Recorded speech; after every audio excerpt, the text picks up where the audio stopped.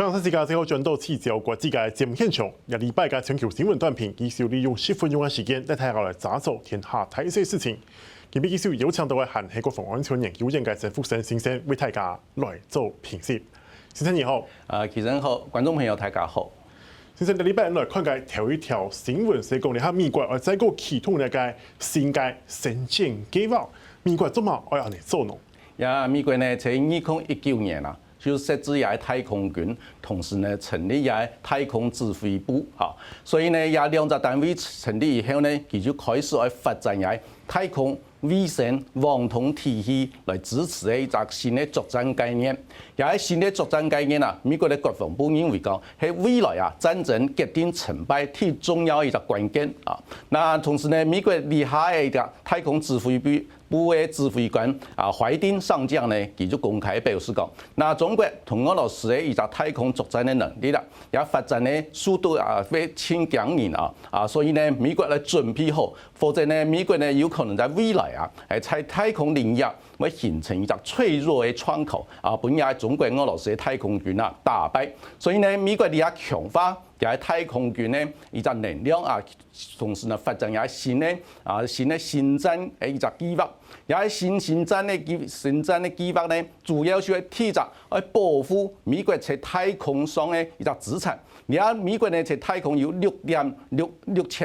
隻嘅一個人造衛星啊，一個運作啊。同時呢，美國呢其他太空軍呢同嚟保護啊地面作戰的一個軍事的能量，同時呢來支持也地面作戰的聯合作戰的一個功能啊。所以呢，也幾個架構呢就形成一個新的作戰的概念啊，也保護太空資產。同時呢，在太空作戰，建設一個新的軍事能量來支持地面聯合作戰的一個功能啊。所以呢，也係架構呢，你睇美國的太空軍，佢就提出一三枚太空作戰的新的任務目標。第一個目標呢，是機制先發制人在的優勢，也代表講美國的防備有人在太空突襲作戰啊。第二個目標呢，是避免也所謂作戰的一個意外啊，表示講有預警部署，唔會俾人突襲啊。第三個目標呢，就係來執行負責任的太空作戰的任務啊，表示講美國呢要強化在太空能量，同時呢保持在太空的優勢。其實我哋看到呢條新聞係伊朗嘅總統兩禮拜係遇到困難高薪哦，當然也會為中東安樂嘅時刻，如果再個帶來乜嘢種嘅變數呢？先生很有觀察。也係一個全世界新的大新聞哈，因為呢，伊朗嘅總統呢，佢同佢外交部長，還有幾個親重要嘅一個官員在這個伊朗嘅直升機跌下來全部死亡。當然呢，馬上就有很多陰謀論傳出來。不過呢，美國的中央情報局公開表示講，也係意外可能性提高，同時呢，家下嘅氣候未千唔好啊。所以呢，伊朗也把一個意外事件無千太一個擴散的效應啊。同時呢，你咪注意到呢，那伊朗其實以提高一個兩頭嘅嘅權力的中心呢，係嘅宗教嘅領袖哈馬尼啊。那哈馬尼呢今年已經85歲了。也萊西總統呢，其實呢佢係準備來接班哈馬尼，做伊朗嘅提高嘅領袖啊。那伊朗嘅領袖呢，佢基本上係由80位伊斯蘭教嘅一個專家會議所組成來選出來嘅。同時呢，有83一個伊斯蘭教嘅專家會議就來決定來監督也最高領袖嘅一個政策同動作啊。那但是呢，也伊朗嘅總統萊西呢佢基本上就躺也最高領袖哈馬尼嘅一個指揮啊。那最近幾年呢，你咪看出來，那萊西總統呢，佢基本上係同中國關係非常好，但係從中國呢要簽一個4000億美金嘅一個25年呢，兩邊呢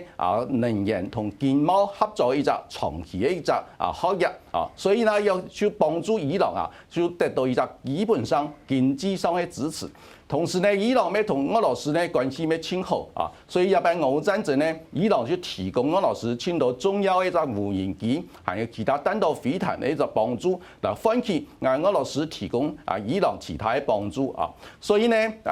但是呢，那萊西呢，佢們對以色列相當嘅反感，所以佢也支持中東地區嘅代理人嘅戰爭。同時，伊朗呢，佢們同美國同沙特阿拉伯有合和嘅一個動向，所以呢，亞洲政策呢，你評估認為講，萊西佢死體咧，但是呢，哈馬尼最高領袖呢，強效嘅繼續也係政策，所以對中東地區嘅一個和平穩定同規個國區啦，唔會有太影響。其實我哋看到嘅呢條新聞是咧，哈國際事件以前見到見到國家承認巴勒斯坦哦，搶係嘅禮拜是搶係包括西班牙同挪威做下承認嘅巴勒斯坦國安嘅順差，先生很容易看。歐洲地區嘅國家承認巴勒斯坦國嘅一個動向越來越明顯。那最近有3個國家，其實呢，你喺歐盟總共有6個國家，包括瑞典也啲國家呢，全部承認巴勒斯坦國嘅一個存在啊。也代表乜嘅呢？代表也歐洲地區開始對以色列在加沙走廊嘅動作有反感，同時呢咩同情，也係巴勒斯坦人同加沙走廊也啲人也真辛苦，所以呢表示對佢也啲支持。那其實呢，你注意到呢，在2011年那聯合國嘅大會就通過一個決議案嚟承認巴勒斯坦國係一個非非人嘅觀察國啊。那全世界底下在聯合國呢有2個非非人嘅觀察國，第一個係巴勒斯坦國，第二個係梵蒂岡啊。那同時呢，你咪注意到在2024年就今年嘅5月呢，那聯合國大會要通過一個決議案啊，所以建議聯合國嘅安全理事會推薦巴勒斯坦國成為聯合國嘅正式嘅會員國。亞擺嘅投票呢，193個聯合國嘅會員國其中有144個國家呢支持巴勒斯坦國成為聯合國嘅正式嘅會員國啊。所以也代表上巴勒斯坦國在國際上獲得嘅支持越來越多啊。那以色列呢，慢慢會面臨一個外交孤立嘅一個新嘅環境啊。那同時呢，亞嘅過程底部呢，那美國也支持那以色列同巴勒斯坦之間嘅衝突用兩國方案來解決。美國堅持呢，用兩國方案嘅一個解決嘅方式，就以色列同巴勒斯坦互相承認對方嘅一個國家，同時和平相處，但是要透過談判來解決啊。但是你看以色列嘅右派政府堅決反對兩國方案，但是你規個歐洲、美國鴉片全部甚至包括中國全部支持兩國方案。所以呢，你以色列右派政府也堅決拒絕兩國方案做得當結局啦，開始大家出現一個新嘅問號。這邊人來看到係呢條嚟嘅係因為引進嚟嘅歐美對中國嘅傾銷韓國關稅嘅相關嘅措施，然後中國呢邊按上嚟對進口嘅車嘅關稅而過來增加哦，先係人看係苗一件再個新聞係。也挺明顯，就係美國同中國同歐盟有3個主要嘅經濟體之間呢，就貿易戰同關稅戰越打越兇啊！同時呢，也造成也全世界通貨膨脹居高不下。當然，多數嘅消費者需要面臨新嘅壓力啊！那要不然呢？你注意到美國呢，準備在8月開始對中國出口到美國嘅一隻電動車徵100%嘅關稅啊！那所以呢，那歐盟鴉片呢，開始調查中國嘅電動車出口到歐洲地區嘅一個補貼嘅政策啊，所以美國同歐盟也2個主要嘅經濟體對聯合起來嚟對付中國大陸出口嘅一隻電動車這個鋰電池同太陽能板也都清潔能源嘅一隻產品同時呢，歐洲同美國也2邊全部有感覺到，如果講冇阻擋中國大陸出口嘅一隻清潔能源嘅一隻電動車，還有其他產品嘅話，那歐洲同美國咧本土嘅也相同嘅產業啦，全部會被打敗，全部會關廠會破產。所以呢，那美國同歐盟呢兩片全部採取強硬嘅一個政策。那中國一片呢，當然佢們不甘示弱佢就準備要宣布講對歐洲同美國兩片買有中國大陸也超過2500cc 嘅排氣量嘅一隻汽車採取增加也關稅也隻動作嘅係一隻警告嘅動作。嘅理由係講，也2500cc 排氣量會影響到這個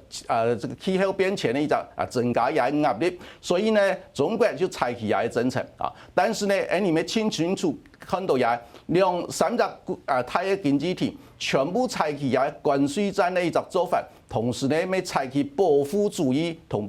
補貼其他國家產業一個做法，也第一個係雙重標準，第一個係用也關稅戰越打越凶，但是最後嘅受害者呢是全世界多數嘅一個消費者，同時呢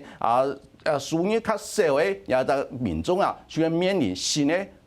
通貨膨脹嘅壓力，也對所有嘅國家全部係不利嘅。好，羅先生，禮拜帶來嘅平時禮拜帶下回顧嘅新聞係美國投太空嘅戰略，韓國總統時期正比是係中美同中歐之間嘅貿易戰嘅後手，而且可以下，大家繼續來關注嚟嘅。拜登嘅政府係上台咧，但是未來面對嘅國外挑戰，進行動態，你看了後，再關心。